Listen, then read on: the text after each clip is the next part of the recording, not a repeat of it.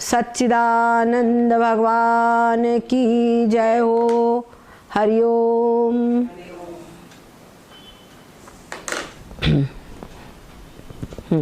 ओम सहना भवतु सहनौ भुनक्तु सह वीर्यं करवावहै तेजस्विनावधीतमस्तु मा विद्विषावहै। ओम शांति शांति शांति। ब्रह्मानंदं परमसुखदं केवलं ज्ञानमूर्तिं द्वन्द्वातीतं गगनसदृशं तत्तमस्यादिलक्ष्यम् एकं नित्यं विमलमचलं सर्वधी साक्षिभूतं भावातीतं त्रिगुणरहितं सद्गुरुं तन्नमामि सद्गुरुं तन्नमामि। सद्गुरुदेव भगवान की सच्चिदानंद भगवान की हरिओम। मंगल में कल हम लोग ने समझा था कि मनुष्य शरीर, ईश्वर के शरीर और तिर्यक योनि ये सभी क्या है? मिश्रित कर्मों का फल है। लेकिन जो देवताओं के शरीर है वो अधिक पुण्य और कम पाप, और जो मनुष्यों के शरीर है वो लगभग बराबर है ना, उसमें भी कम ज़्यादा का प्रमाण है। और जो तिर्यक योनि है, पशु पक्षी, वो विशेष रूप से बहुत कम पुण्य और अधिक पाप से उत्पन्न शरीर है। ये बात हमने आप लोगों को कल बताई थी। अब आज यहाँ पर पेज नंबर 38, विचार सागर में पेज नंबर 38, और जो दूसरा भाग है यहाँ पर उसमें का अंक 1, यहाँ पे कहते हैं इस रीति से, उसके ऊपर हम पढ़ रहे हैं, जरा सा वहाँ से ले रहे हैं, तीसरा पॉइंट जहाँ खत्म हुआ है उसके आगे से ले रहे हैं। इस रीति से सर्व शरीर पुण्य पाप रचित है। सभी शरीर जो है वो पुण्य पाप से रचित है, और अधर्म का, हाँ, और पाप का फल दुख है। ठीक है, पाप का फल दुख है। इसीलिए शरीर रहे तब पर्यंत दुख की निवृत्ति होवे नहीं। ठीक है, पाप का फल शरीर है, तो जब तक शरीर रहेगा, ठीक है ना, तो जब तक के शरीर, तुम्हारा जो शरीर रहेगा तो कोई ना कोई दुख उत्पन्न होगा अवश्य ही। ये बात किसकी बता रहे हैं? जिज्ञासु की। जिज्ञासु ने ऐसा समझ लिया है। ठीक है,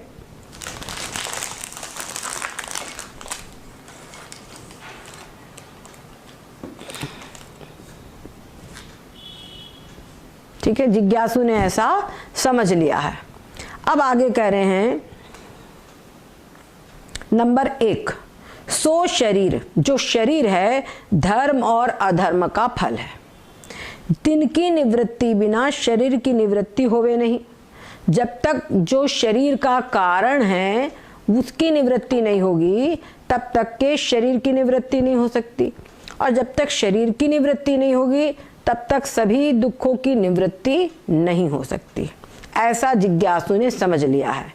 और क्या कह रहे हैं? काहेते वर्तमान शरीर दूरी हुए से भी पुण्य पापते और शरीर होगा।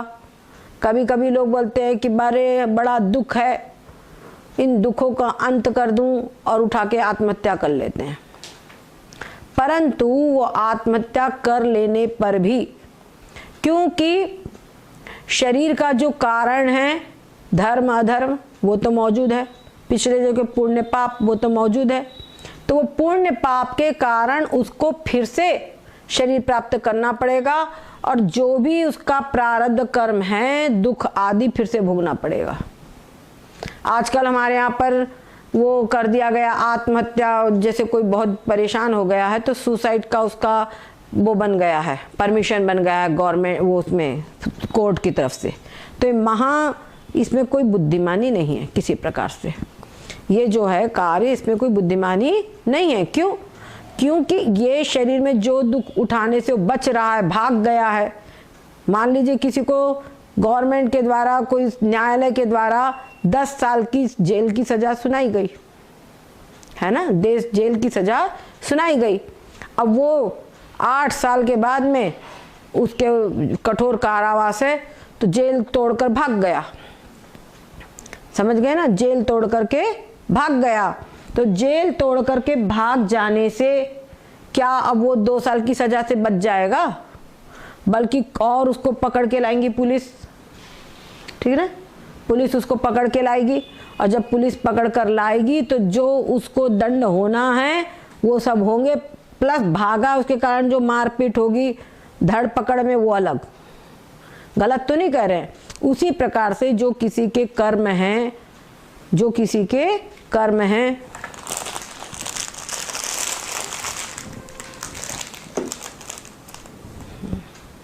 जो किसी के कर्म हैं पुण्य पाप, तो वो फल अभी उसके बावजूद है, बाकी पुण्य पाप उसके, तो उसके फल स्वरूप अगर ये शरीर से वो किसी प्रकार छूटने की भी कोशिश कर रहा है, छूट भी जाता है, तो क्या होगा, वो पुण्य पाप के फल स्वरूप उसको फिर से वो शरीर धारण करना पड़ेगा, नया कोई शरीर उसको मिलेगा। और जो नया शरीर मिलेगा तो फिर उसको ये सब भोगना पड़ेगा। तो बचत कहाँ हुई, बल्कि आपको ज्यादा उसके ऊपर दया है तो उसकी कुछ मदद कर दीजिए, उसको समझाइए प्यार से, उसका आत्मबल बढ़े, तो क्या होगा कि वो सारे दुखों को वो आराम से भोग लेगा, है कि नहीं, उसको आराम से भोग लेगा। कभी आपका कोई स्वजन संबंधी है, उसको कोई रोग आ जाए, अब उस रोग में एक तो स्थिति है कि वो अकेला पड़ा है ना, अकेला पड़ा है तो दुख उठा रहा है, और एक वो है कि आप थोड़ी देर उसके पास जाके बैठिए, उससे प्रेम पूर्वक अच्छी अच्छी बातें बताइए, कोई धर्म की चर्चा कीजिए, कुछ कथाएं सुनाइए उसको, भगवत कथा आदि, तो क्या होगा, वो जो बीमार व्यक्ति है उसको हेल्प हो जाएगी। वो रोग जो है वो टाइम तो उसको काटना ही काटना है, समझ रहे हैं, ये होता है। तो अगर मान लो उसकी उस प्रकार से हेल्प कर दी जाए तो उसका जो दुख है, दुख क्या है, मन का है। कई बार आपने देखा होगा कि कुछ लोग ऐसे होते हैं, उनको बड़ा बड़ा रोग होता है, लेकिन रोग होने के बावजूद भी वो अपनी सकारात्मकता को नहीं खोते, उनकी पॉजिटिविटी के कारण वो रोग वाली जो चीजें रहती वो पार हो जाती है। अभी हमारे यहाँ पर एक जीता जाता उदाहरण है, प्रेमानंद जी महाराज, उनको न जाने कितने वर्षों से किडनी का ये परेशानी है। अगर सामान्य व्यक्ति को किडनी का रोग सुनता है तो ही उसका दिमाग समय के पहले खत्म हो जाएगा, और कुछ रोग ऐसे भी हैं वो रोगों का नाम सुन करके पेशेंट जल्दी खत्म हो जाता है, होता है कि नहीं होता। और यदि मान लो उसी को अंदर में उसके पास में कुछ सकारात्मकता है तो आपको अगर मान, तो क्या होगा, वो उस चीज से पार हो जाएगा। ऐसे कई केस देखे गए हैं, मैं रियल बता रही हूँ। एक जन थे, उनको बुजुर्ग थे, उनको कैंसर हो गया था, लेकिन घर के लोग, उनको बताया नहीं गया और दवाई वगैरह हुई, तो हमारे यहाँ से देखने गए थे हमारे गुरु महाराज जी, बोले क्या हाल चाल है, तो बोले ठीक है, दवाइयाँ लाभ हो रही है। अब वो लाभ हो रहा था, उनको ठीक ठीक हो रहे थे धीरे धीरे, लेकिन घर में आपस में खुसफुसाहट होती ना, खुसफुसाहट होते होते उनके दिमाग में बात पहुंच गई कि मेरे को कैंसर है। कहाँ उनको लाभ हो रहा था, वो पहुंच गए, उसके कारण उनका शरीर हार्ट अटैक हो गया, समझ गए। तो ऐसी स्थिति के अंदर में अगर मान लो कोई व्यक्ति सोचता है कि ये पुण्य पाप हमारे मतलब कहाँ तक हमें दुख भोगे, तो शरीर को नष्ट कर डाले, आत्महत्या कर डाले, तो समझना है बहुत मूर्खतापूर्ण कदम है। क्योंकि जो कुछ भी जो उसके दुख आदि है वो उसको बाद में भोगना ही पड़ेगा, इससे किसी प्रकार से उसको छुटकारा नहीं मिलेगा, ठीक है।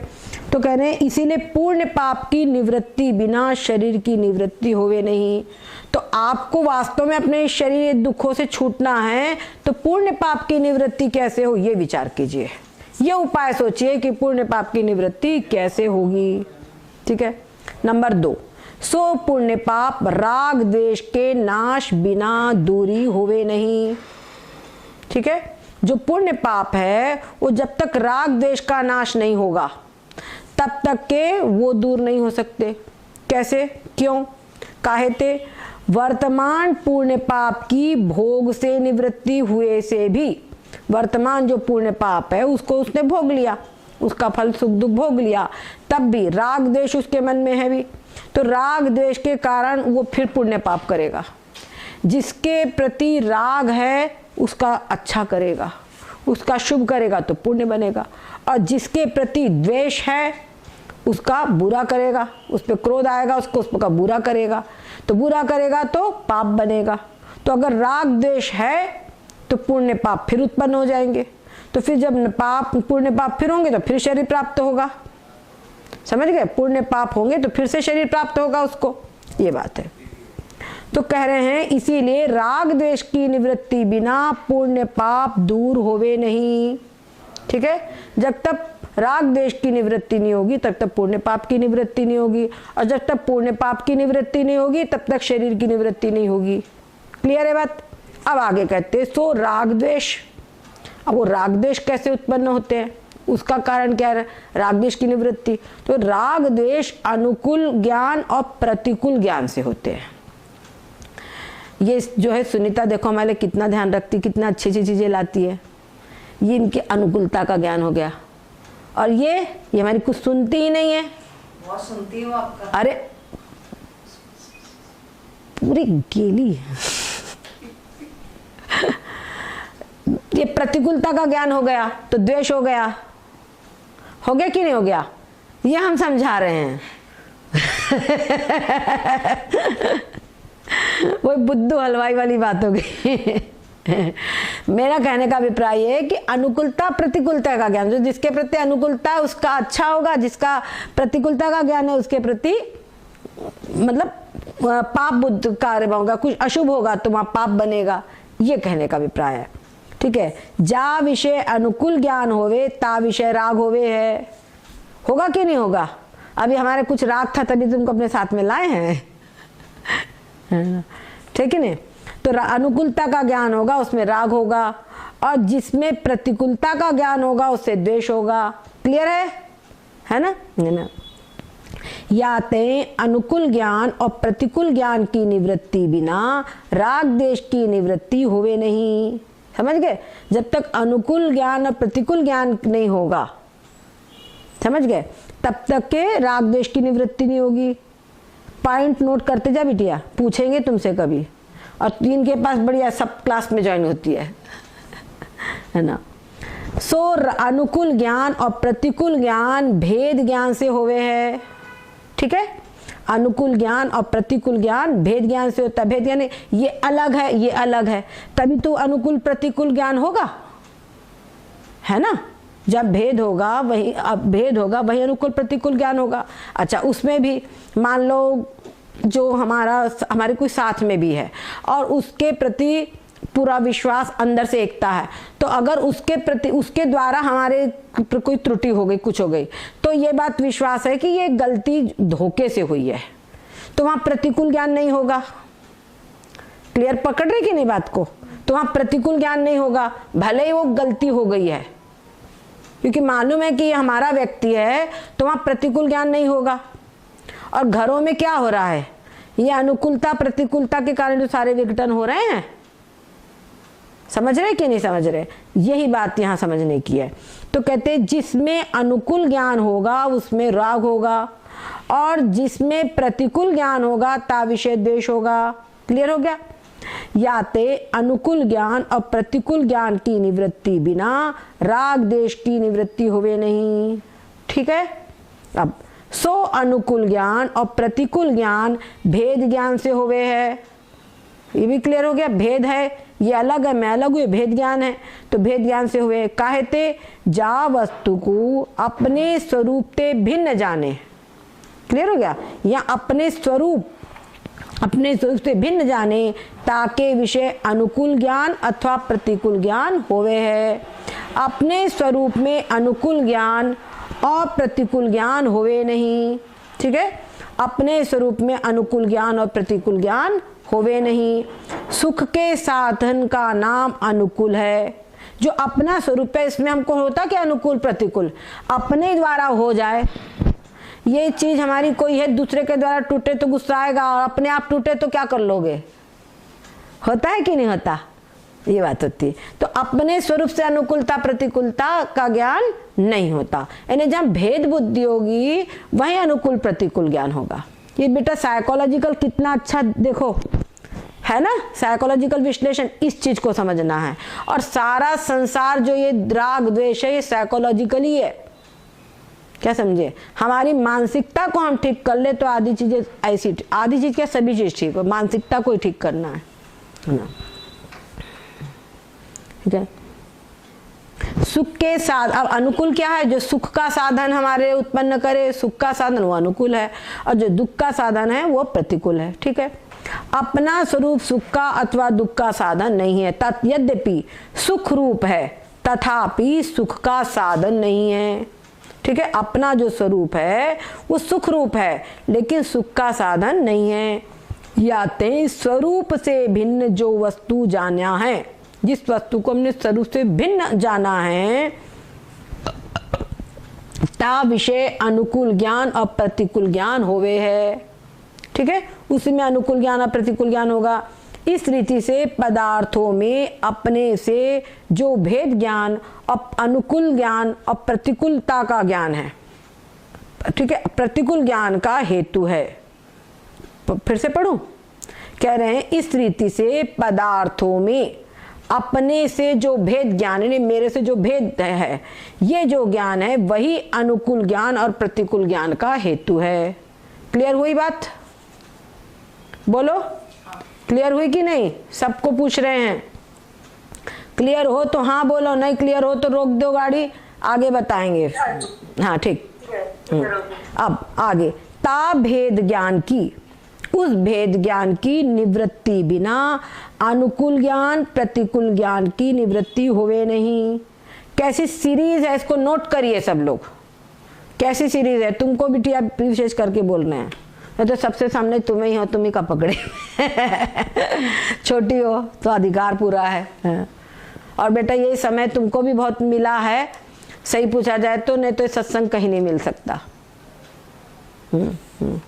तो सो भेद ज्ञान जो है क्या हो रहा है, निवृत्ति बिना अनुकूल ज्ञान प्रतिकूल ज्ञान की निवृत्ति हुई नहीं। सो भेद ज्ञान अविद्याजन्य है। ठीक है, भेद ज्ञान क्या है, अविद्याजन्य है। काहेते संपूर्ण प्रपंच और ताका ज्ञान स्वरूप के अज्ञान काल में है। ठीक है, संपूर्ण प्रपंच और उसका जो ज्ञान है, ये सारा संसार जो हमको दिख रहा है और सारे संसार का हमको जो ज्ञान हो रहा है, ये सब ज्ञान स्वरूप के अज्ञान काल में, जब हमको स्वरूप का अज्ञान है तब है। जैसे सुषुप्ति अवस्था में अज्ञान होता है, ये सब ज्ञान अपने वास्तविक स्वरूप का ज्ञान नहीं, तो संसार वो प्रपंच वो जो स्वप्न पूरा तैयार हो जाता है, स्वप्न दिखता है। और अगर वास्तविक स्वरूप का जहाँ ज्ञान, नींद खुली सब गायब, ये बात है। तो संपूर्ण प्रपंच और संपूर्ण प्रपंच का ज्ञान स्वरूप के अज्ञान काल में है। यह संपूर्ण वेद अरु शास्त्र का ढिंडोरा है। ये ढिंडोरा समझ गए, ये संपूर्ण वेद और शास्त्रों का ढिंडोरा है। इस रीति से संपूर्ण दुख का हेतु स्वरूप का अज्ञान है। ठीक है, इस रीति से संपूर्ण दुख का हेतु स्वरूप का अज्ञान है। सो स्वरूप का अज्ञान स्वरूप ज्ञान बिना दूरी होवे नहीं।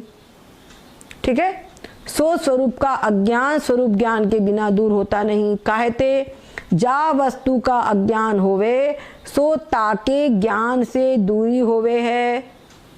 ठीक है ना, जिस वस्तु का ज्ञान होगा उस वस्तु के ज्ञान से वो दूर होगा। ये पकड़ी बात? बोलो, जैसे हिंदी का ज्ञान, हिंदी का अज्ञान हिंदी के ज्ञान से दूर होगा, अंग्रेजी का ज्ञान अंग्रेजी के ज्ञान से दूर होगा। समझ गए? भौतिक शास्त्र फिजिक्स का जो अज्ञान है वो फिजिक्स के ज्ञान से दूर होगा, ये बात कह रहे हैं। जैसे ये यही बात करें, जा, इसको आप लाल से अंडरलाइन कर लीजिए, जा वस्तु का ज्ञान होवे सो ताके ज्ञान से दूरी होवे है। जैसे रज्जु का अज्ञान रज्जु के ज्ञान से दूरी होवे है, और से नहीं। और कोई ज्ञान से दूर होगा क्या? नहीं। याते स्वरूप का ज्ञान ही अज्ञान की निवृत्ति द्वारा दुख की निवृत्ति का हेतु है। ठीक है, इसलिए जो स्वरूप का ज्ञान, स्वरूप का ज्ञान ही अज्ञान की निवृत्ति द्वारा, जो स्वरूप का ज्ञान अज्ञान है उसके कारण स्वरूप का अज्ञान, उसमें सारा प्रपंच है। तो स्वरूप का अगर ज्ञान हो जाए तो स्वरूप का ज्ञान निवृत्त हो जाएगा। तो जब स्वरूप का ज्ञान निवृत्त हो जाएगा तो उससे आएगा कि जो अनुकूलता प्रतिकूलता का ज्ञान नष्ट हो जाएगा। अनुकूलता प्रतिकूलता के ज्ञान के नष्ट होने से राग द्वेष निवृत्त, राग द्वेष के निवृत्ति से धर्म अधर्म जो पुण्य पाप हो रहे वो भी निवृत्त। और जब पुण्य पाप निवृत्त होंगे तब क्या होगा, संसार सब जो शरीर फिर से मिलना है उसकी निवृत्ति। क्लियर हुई? ये क्रम समझो, इस क्रम को आप लोग लिखिए अपनी कॉपी में और अपने दिमाग में, ठीक है।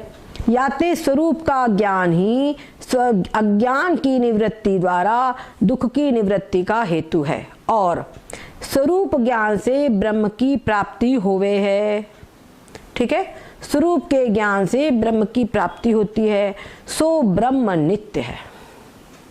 ठीक है, सो ब्रह्म क्या है? नित्य है और आनंद स्वरूप है। ठीक है, और आनंद स्वरूप है, दुख संबंध से रहित है। याते स्वरूप ज्ञान से नित्य और दुख के संबंध से रहित जो ब्रह्म स्वरूप आनंद ताकी प्राप्ति भी होवे है।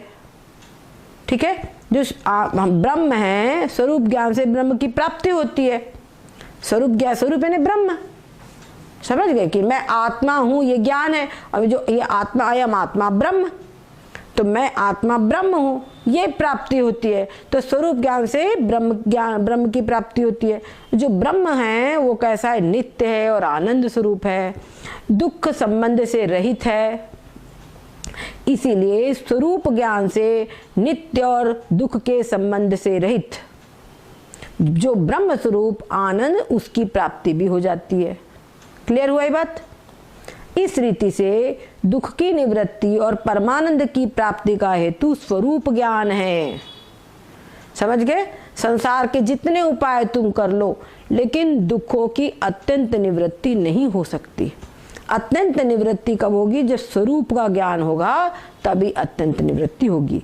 याते स्वरूप जानने को योग्य है। इसलिए अगर तुमको सुख चाहते हो, परम सुख, तो अपने स्वरूप का ज्ञान ही आवश्यक है। ये कड़ी समझी कि नहीं? कैसी लिंक बताई गई है, ये लिंक अपने कॉपी में लिखना। ऐसा जाके विवेक होवे सो जिज्ञासु कही है। समझ गए? ये विवेक जिसको होगा वो जिज्ञासु है। जिज्ञासु उन्होंने बताया था, पामर, विषयी, जिज्ञासु और मुक्त। अब चौथा नंबर, स्थूल सूक्ष्म कारण शरीर से भिन्न जो अपना स्वरूप ताका ब्रह्म रूप करी के अपरोक्ष ज्ञान जाकू होवे सो मुक्त कहिए है। ये स्थूल शरीर, इसके भीतर में सूक्ष्म शरीर, इसके भीतर में कारण शरीर, ये तीनों शरीरों से भिन्न जो आत्मा है वो मैं हूं। ऐसा जिसको अनुभव हुई, ऐसा जिसको ज्ञान होगा, वो है मुक्त। समझ गए? तो इस रीति से 4 प्रकार के पुरुष हैं। 3 विषय, उनमें क्या बोल रहे हैं? अंक 71।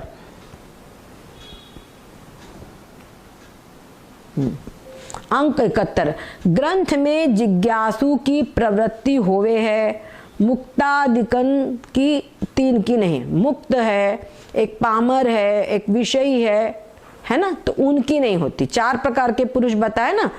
कौन कौन से 4 प्रकार के पुरुष बताए?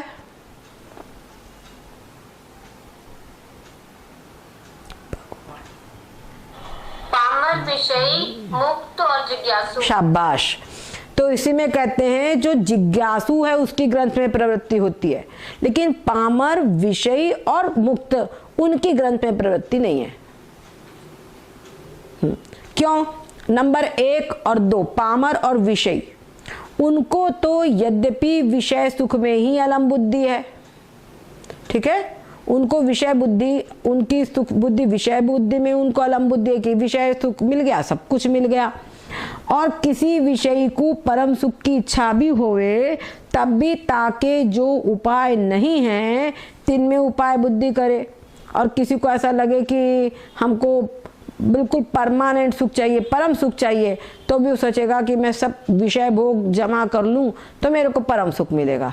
तो विषय भोगों को जुटाने में यही सब लौकिक उपाय वो करेगा, ठीक है। तो उनमें वो प्रवृत्त होता है।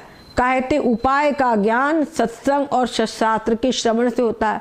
जो वास्तविक जो उपाय है, स्वरूप का ज्ञान उपाय है, इसका ज्ञान तो सत्संग से होता है। इसके पहले कभी मालूम चला था क्या? नहीं, तो सत्संग से होता है। तो ये सत्संग से होता है और सत्शास्त्र के श्रवण से होता है। सो ताके है नहीं। अब वो जो विषयी और पामर है वो सत्शास्त्र को क्यों पढ़ने गया? अगर सत्शास्त्र को पढ़ ले और सत्संग में जाए तो वो विषय ना रह जाए, है ना। उसको खुद समझ में आ जाए, क्यों तुमको समझ में आ जाए कि ये भाई हीरा है और ये कांच है, तो हीरे को ही कोई लेगा, कांच को क्यों लेगा, है ना। मालूम हो जाए कि विष है, उस विष को कोई क्यों लेगा, ये बात होती है। तो उसको वो सत्संग और शास्त्रों में उसका इंटरेस्ट ही नहीं है, तो उसको इसका ज्ञान नहीं होगा। इसीलिए पामर और विषय की सुख प्राप्ति के निमित्त ग्रंथ में प्रवृत्ति होवे नहीं।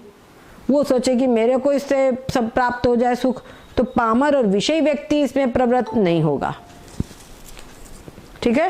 पामर और विषय व्यक्ति इसमें प्रवृत्त नहीं होता। याते विषय और पामर की ग्रंथ में प्रवृत्ति होवे नहीं। पेज नंबर 40 यहां पर हम पहुंच गए। तथापि जिज्ञासु जो पुरुष है ताकू विषय सुख से अलम बुद्धि होवे नहीं। लेकिन जो जिज्ञासु होता है उसको विषय सुख चाहे जितने मिल जाए, लेकिन उसको लगता है कि विषय सुख सब कुछ नहीं है, उसको विषय सुख में अलम बुद्धि नहीं होती।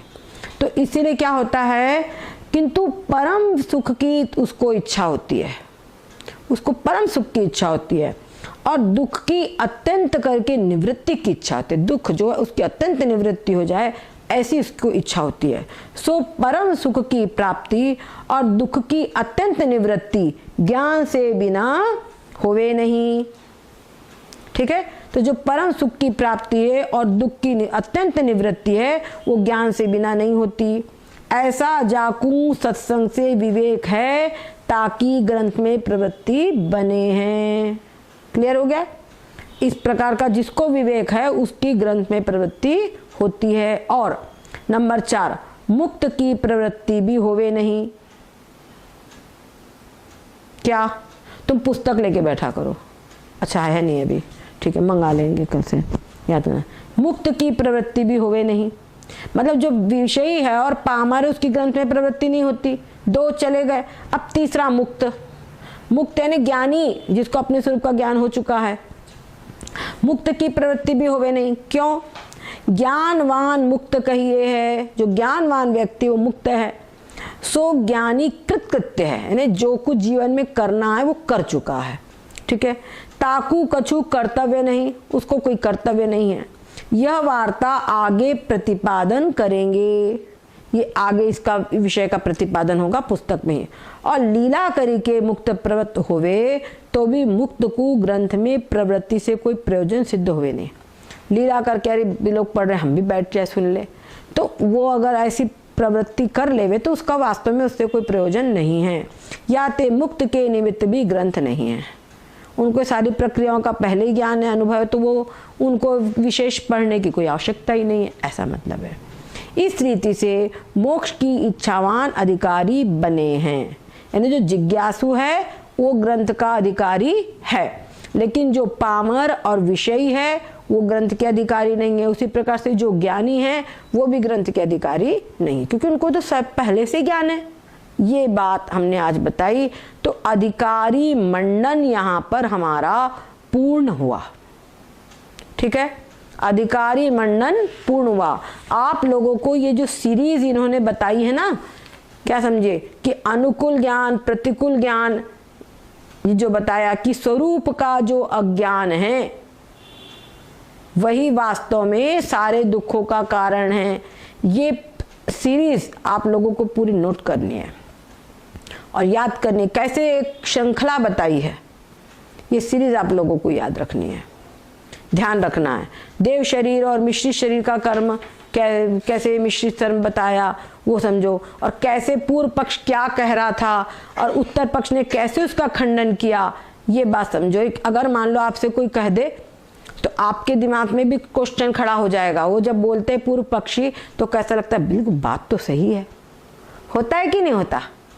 जो अभी हम लोगों को लग रहा बात सही है, तो कोई अगर आकर कुतार्किक खड़ा हो जाए तो हमारे मन में वही बात खड़ी होगी, और जब वो बात खड़ी होगी तो हमारा वेदांत पढ़ रहे निष्ठा कहाँ चली जाएगी। इसीलिए ये पक्की करने के लिए ये सब तर्क वितर्क दिए जाते हैं। ठीक है, अब अगर किसी को कुछ पूछना हो तो आप लोग पहले पूछ लीजिए, क्योंकि आज अभी हमको यहाँ पे स्टेशन मिल रहा है। इसके बाद में हमको नया टॉपिक शुरू होगा।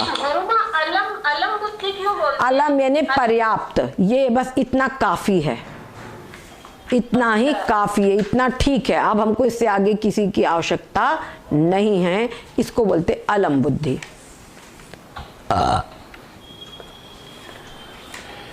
पर्याप्त। हाँ, और एक और कृतोपासन और अकृतोपासन हाँ, में अंतर बता दो।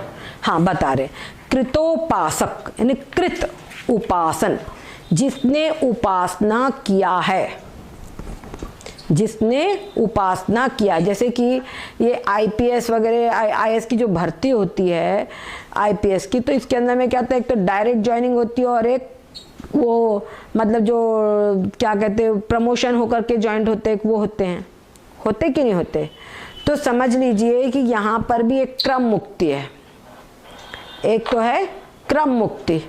क्रम मुक्ति का मतलब क्या है, क्रम से जो चल रहे हैं, मतलब पहले ब्रह्मचर्य आश्रम का पालन किया, ठीक है, और फिर गृहस्थ आश्रम में गए, वानप्रस्थ गए। आप अपना म्यूट कर लीजिए, आवाज बहुत आ रही है। तो ये हुआ, एक तो क्रम से हुआ। ऐसे ही जैसे किसी ने पहले बताया ना कि मल विक्षेप जाके नहीं, तो पहले उसने निष्काम कर्म किया, उसके बाद में उपासना किया, और उपासना के पश्चात अब उसके अंदर में साधन चतुष्टय उत्पन्न हुए हैं, और साधन चतुष्टय उत्पन्न होने पर अब वो फिर ये मैं कौन हूँ आदि ये सब इन पर श्रवण आदि करने लगा। ठीक है, एक तो ये है। तो ये जो पहले जिसने उपासना किया है और उपासना में भी पूर्ण रूपेण पारंगत हो गया है, तो उसको कृतोपासक कहेंगे। कृतोपासक की क्या होता है, अपने इष्ट के चिंतन में रहने के कारण उसकी वृत्ति पूर्ण रूपेण निर्मल हो जाती है, और निर्मल के साथ में एकाग्र हो जाती है। पूर्ण रूपेण उसको बाहर से कोई मतलब नहीं, अपने इष्ट में लग जाता है। जैसे रामकृष्ण परमहंस काली के भक्त थे, ठीक है, तो वो क्या हुआ, कृतोपासक हुए। फिर जाकर आए, उनका नाम क्या, तोतापुरी जी महाराज, उन्होंने उनको उपदेश दिया ब्रह्म विद्या का। तो उन्होंने तुरंत पहले 2-3 दिन तो उनको, जब वो चिंतन करने बैठते तो काली उनके सामने आ जाती, 2-3 दिन। उसके बाद में फिर उन्होंने और वो समझाया उनको, तब फिर काली के बदले में पूर्ण रूपेण उनका चित्त की वृत्ति निराकार हो गई। ठीक है, और निराकार हो गई। अब उसके बाद में जो निराकार वाली स्थिति वो भी उनको पूर्ण प्राप्त हो जाती है। तो कृतोपासक जिसने उपासना किया है और वो ब्रह्म विद्या में, क्योंकि उसके अंदर भी ये योग्यता आ गई है, उपासना से ब्रह्म विद्या की योग्यता आती है। उपासना मतलब भगवान के साकार विग्रह की उपासना, उसमें उसकी सेवा आदि, ये उपासना कहलाती है।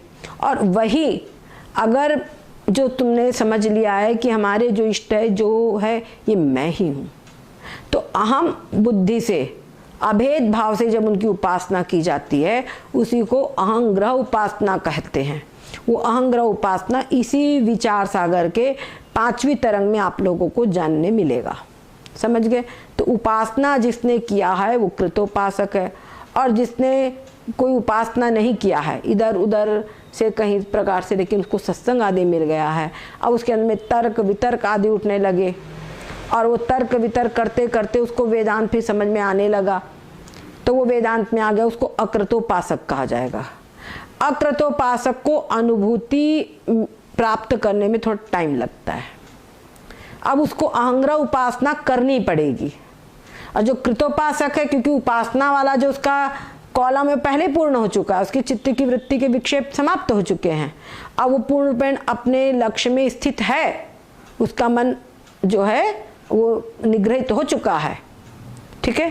तो उसकी जो वृत्तियां, उसकी चित्त द्रवित हो चुका है उपासना से, तो अब वो ब्रह्माकार वृत्ति को तुरंत प्राप्त कर लेता है। जब उसको तत्वमसि महावाक्य का उपदेश प्राप्त होता है तो तुरंत ही उसको वो वृत्ति उसकी तदाकार हो जाती है, ऐसा अभिप्राय है। तो जो कृतोपासक है उसको जल्दी प्राप्त हो जाता है, उसको आसानी से प्राप्त हो जाता है। और जो अकृतोपासक है उसको बात वही हुई, उसने पहले उधर मेहनत कर लिया, समझ गए कि नहीं, पहले उसने उपासना कर लिया, इसने आपको बाद में उपासना करना पड़ेगा। पर ये होता है कि जब तो फिर थोड़ा सा साकार विग्रह की उपासना, कृष्णैया को अपने गोद में खिलाना जरा आसान हो जाता है कि नहीं। कन्हैया को गोद में खिलाना आसान हो जाता है, उनका वो करो, श्रृंगार करो, ये करो, वो करो, तो इसमें चित्त आराम से लग जाता है, ठीक है। ये कृतोपासक हुआ। इसमें लिखा है ना, जाके ज्ञान ते पूर्व सगुण ब्रह्म की उपासना अपूर्व है। मतलब ऐसा नहीं कि उसने पिछले जन्म में किया और इस जन्म में फिर वो ऐसे ही शुरू हो गया हो। हाँ, हो सकता है, हो सकता है ये इस जन्म में या पूर्व जन्म में नित्य नैमित्तिक कर्म और उपासना किया हो, चाहे इस जन्म में या पिछले जन्मों में। यही तो बात है, ये अध्यात्म पथ में ऐसा नहीं है जैसे डॉक्टर लोगों के पास जाओ, 1 महीने पुरानी तुम्हारी रीडिंग है, 2 महीने पुरानी रीडिंग है, तो टेस्ट को नहीं मानते, बोलते फिर से कराओ। पर यहाँ पर तुमने वो कॉलम पहले पास कर चुके हो, समझ गए ना, उपासना वाला नित्य नैमित्तिक कर्म आदि का कॉलम पहले प्राप्त कर चुके हो और तुम्हारे अंतःकरण की स्थिति वैसी हो गई है तो मान लेते हैं, चलता है, आगे बढ़ो। इस जन्म में या पिछले जन्म में, दोनों चलेगा। कई बार होता है कि बाल्यावस्था से किसी के अंदर में ये चीज देखने को मिलती है और अचानक कई बार होता है कि किसी के अंदर वैराग्य उत्पन्न होता है और इस वेदांत के प्रश्नों को पूछता है और उसको जब समझाओ तो बड़े अच्छे से समझ भी लेता है, आरूढ़ भी हो जाता है। तो उसका कारण यही है कि उसने पिछले जन्मों में ये उपासना आदि किया है, ठीक है। हाँ, और कोई?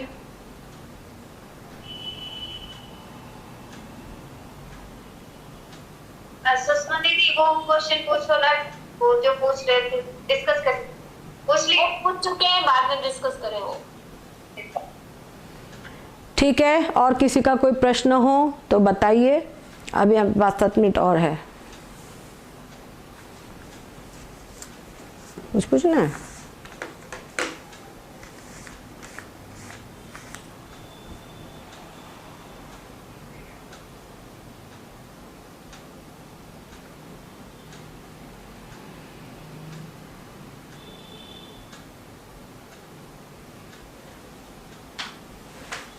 बंद कर दो इसको।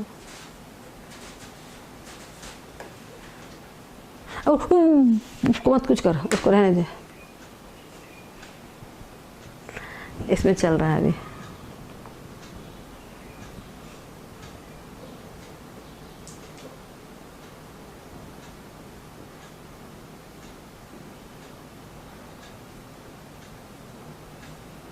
अब उसमें कैसा दिख रहा है मेरे को यहाँ दिख जाएगा, चल रहा है। बीच में थोड़ी स्पीड कम हो गई थी। कुछ आया था लिख के? नहीं, उस पे ऐसे ऐसे गोला चलना है, उस पे चल रहा है।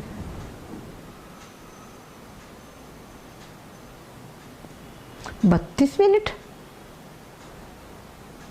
ये भी आएगा फिर।